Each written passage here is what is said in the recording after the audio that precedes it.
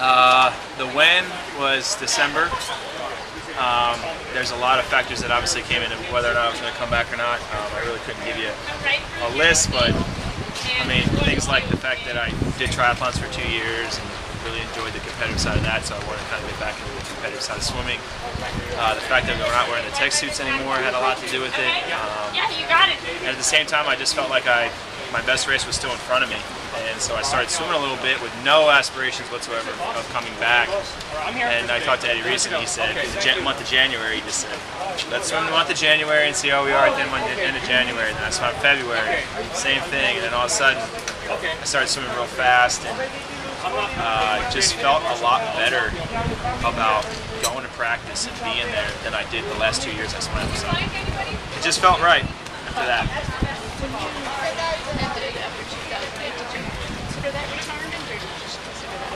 Oh, I was done.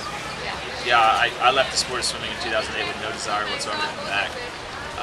That's how fried I think I was, and I think that's the reason that I'm back. The fact that I think if I flirted around with either coming back or not coming back, you know, those 2 years that I was gone, I think that I don't think I'd be here. I think the fact that I had that clean break and decided to do something else and kind of enjoy myself, kind of find out who I was outside the pool, really helped me get to where I am today. You were doing triathlons and stuff, but how often were you really in the pool? You know? Oh, I was.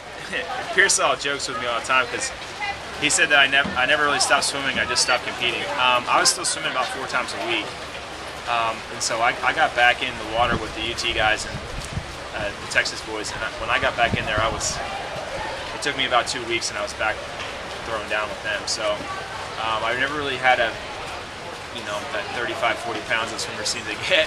I didn't have any weight to lose. I actually am lighter now than I was when I swam, so that's good. You have a healthy respect for open water now?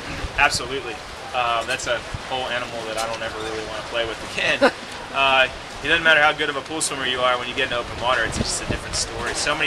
And I think that's what I liked about it, was that the fact that you couldn't control all this stuff, you know, and it was just like, and it wasn't going to really affect.